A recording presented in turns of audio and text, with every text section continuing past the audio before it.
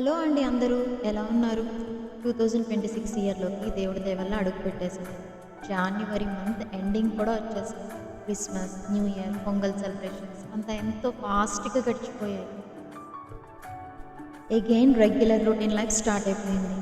అసలు ఈ 2026 ఇయర్ అంతా ఎలా ఉంటుందన్న టెన్షన్.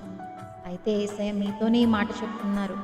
నేను మోషేకు తోడై ఉండినట్లు నీకును తోడైయుందును. నిన్ను విడువను, నిన్ను ఎడబాయను. నిబ్బరము కలిగి ధైర్యముగా నుండుము.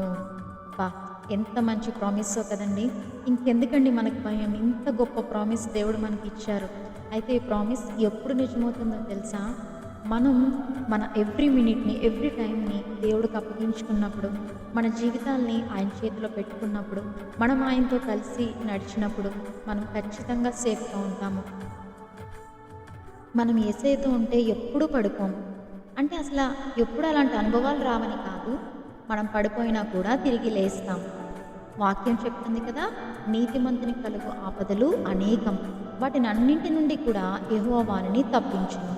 మరి దేవుడు మనతో ఉంటే అసలు పడిపోవడం ఎందుకు అంటారా? దేవుడు మనకి మరి పాఠాలు నేర్పించాలి కదండీ!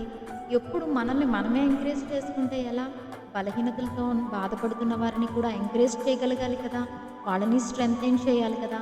కాబట్టి దేవుడు మనల్ని కొన్నిసార్లు అలా పడిపోయి తిరిగి లేచే ఎక్స్‌పీరియన్సెస్ మన లైఫ్‌లో అలో చేస్తారు. సో ఫైనల్లీ కన్క్లూజన్ ఏంటంటే సిట్యుయేషన్ ఏదైనప్పటికీ కూడా మనం యేసయ్యతో ప్రతి అడుగు కూడా నడవాలి. అప్పుడు ఆయన మనకు ఏర్పడిన కీడును కూడా మేలుగా మార్చే శక్తిగల దేవుడు. Hallelujah! So always stay with Jesus. Thank you. God bless you.